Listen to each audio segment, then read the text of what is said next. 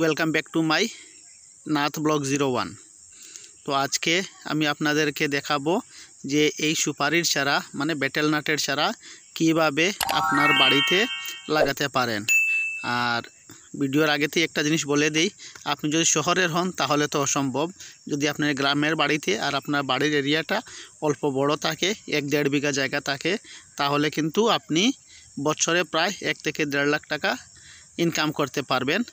কিভাবে করতে পারবেন সেটা আমি আপনাকে দেখিয়ে দিতেছি। এই যে আমার হাতে দেখতে পাচ্ছেন, এটা হলো সুপারির চারা। এটা তো আশা করি সবাই চিনতে পারতেছো। আর এই দেখো আমার পিছনে ঘর। গ্রামের বাড়ি তো ঠিক সেই রকম থাকে না, পিছন দিক প্লাস্টার থাকে না, কেরোর থাকে, এইভাবেই গ্রামের বাড়ি চলে যায়। আর আমি তো আর হাই ক্লাস ফ্যামিলি থেকে বিলং করি না যে আমি হায়ার লেভেলের লোক। আমি মিডিল ক্লাস ফ্যামিলি থেকে বিলং করি, তাই আমার ঘরও মিডিল ক্লাস ফ্যামিলির, লোয়ার মিডিল ক্লাস ফ্যামিলির লোকের মতোই হবে অবভিয়াসলি। তো ব্যাপার হলো এই দেখুন, আমার ঘরটা একটু টিলার মতো জায়গাতে, তাই একটু কাশি হয়ে গেছে, ঠান্ডা পড়েছে, কালকে রাত্রে অনেক কুয়াশা লেগে গেছে। 1 জানুয়ারি ছিল, 31 ডিসেম্বর, আজকে 1 জানুয়ারি সরি। তো এর জন্য একটু ঠান্ডা লেগে গেছে। তো যাই হোক, আমার তো একদিন পরে একদিন একটা ভিডিও নিয়ে আসতে হয় আপনাদেরকে দেখানোর জন্য। তাই আমি কি করব, আর সর্দি কাশি ছেড়ে দেও, আমার ভিডিও আনাটা ইম্পর্টেন্ট। তো দেখুন মেইন মেনু। তো এই যেভাবে আমি গাড্ডা করতেছি, ঠিক অন্যান্যরা যেরকম ভিডিওতে দেখা এরকম গাড্ডা করো, সেই রকম গাড্ডা করো, এরকম কিছু না। এই যে আমার পিছন দিক দিয়ে চারাগুলো দেখতে পাচ্তেছো, ওইগুলো কিন্তু বর্ষার সময় লাগিয়েছি।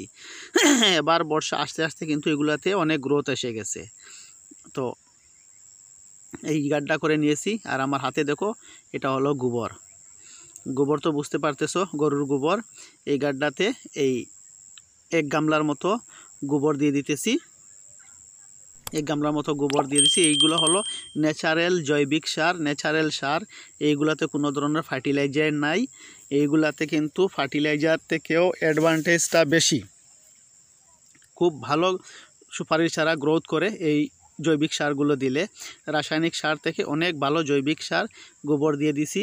আর দেখুন এই যে আমি চারাটা নিয়ে আসতেছি, এগুলো আমি আগে আপনাদেরকে একটা ভিডিওতে বলেছিলাম যে হাইব্রিড চারা সব বকবাস কাহানি, কোনো হাইব্রিড না। এইগুলো এই যে চারা দেখতে পাচ্তেছো, এইগুলো আমি আমার বাড়ির সুপারির গাছের বীজ থেকে, সুপারি থেকে চারা বানিয়েছি। আমি কিন্তু কোনো জায়গা থেকে আনিনি। সেটা তো আগের দিকেই দেখে নিয়েছো যে আমি কোথা থেকে এই চারাগুলো নিতেছি।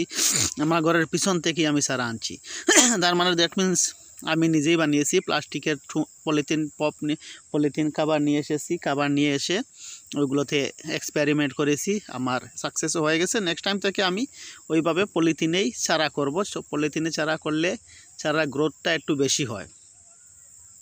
তো কারণ ওই যে জৈবিক সার যেগুলো থাকে, ওগুলো বাইরে বৃষ্টি জলে বেশি যেতে পারে না, যার কারণে গ্রোথটা প্লাস্টিকের ভিতরে থেকে যায়, যার কারণে অ্যাডভান্টেজটা অনেক প্লাস পয়েন্ট থাকে। তো সামনের দিকে বৃষ্টি আসতেছে, যার কারণে ভাবলাম একটা ভিডিও বানিয়ে আপনাদেরকে দেখাই। তো এই যেভাবে আমি চারা লাগিয়েছি, ঠিক সেইভাবে পলিথিন কাভারটা ফেলে দিয়ে এইভাবে চারাটা লাগিয়ে নিবা। আর পলিথিনের একটু হাত দিয়ে প্রেসার দিয়ে, মানে একটু থাবিয়ে একটু মাটিটা টাইট হতে হবে, একটু টাইট করে মাটিটা লাগাবেন। মাটিটা একটু টাইট হয়ে গেলে ভালো। তো দেখতে পাচ্তেছো আমি ঠিক সেই রকমই করেছি, একটু টাইট করে দিয়েছি। মাটিগুলো টাইট করে দিলে একটু ভালো হয়, যার কারণে মাটিটা একটু টাইট করে দিয়ে দিছি। এই যে জলটা দেখতে পাচ্তেছো, আমি হাত ধুতেছি। এটা আমার বাসন ধোয়া হয় একটা জায়গা আছে, ওই জায়গাতে হাত ধুয়েছি। আর ওই জলটা সোজা এই চারাতে চলে এসেছে। এই যে জল একটু দেখতে পাচ্তেছো, এই জলগুলো কিন্তু ওখানের, যার কারণে এই চারাটা মরবে না বৃষ্টি না হলেও। বৃষ্টির দিন আস্তে আস্তে চারাটা মরার কোনো চান্স নেই, যার কারণে আমি আপনাদেরকে দেখানোর জন্য এরকম জায়গা বেছে নিয়েছি। তো আমি ক্যামেরাটা মুভ করেও আপনাদেরকে দেখাই। আমার বাড়িতে যে খালি একটা চারা লাগিয়েছি তা না, এই দেখো এই বর্ষাতে, এই লাস্ট যে বর্ষা হয়েছে, যে বর্ষা ছিল, বর্ষার সময় এই চারাগুলো লাগানো হয়েছে। এই চারাটা 2 বছর আগের চারা। তখন আমার কাছে চারা ছিল না, 1-2টা চারা ছিল, লাগিয়েছিলাম 150 অতটুকুই। আর এগুলা খালি বসিয়েছি চারা। তো লাস্ট ইয়ারের চারা, লাস্ট ইয়ারও না, এই বছরের চারা। এই বছরের চারাগুলোতে দেখো, আর ওই যে বড় চারা যেটা, এটা 2 বছরের চারা। এই যে দেখতে পারতেছো, এই যে দেখতে পারতেছো, এই যে দেখতে পারতেছো, এই যে এগুলো কিন্তু এই বছরেরই চারা। আমার বাড়ির কম্পাউন্ডে আমি লাগিয়েছি। আপনিও আপনার এরকম বাড়ি বড় যদি হয়, 1.5-2 বিঘার বাড়ি হয়, তাহলে কিন্তু আপনিও একটা ভালো টাকা আর্নিং করতে পারবেন। আমি যেভাবে দেখিয়েছি ঠিক সেইভাবে আপনি চারা লাগাবেন।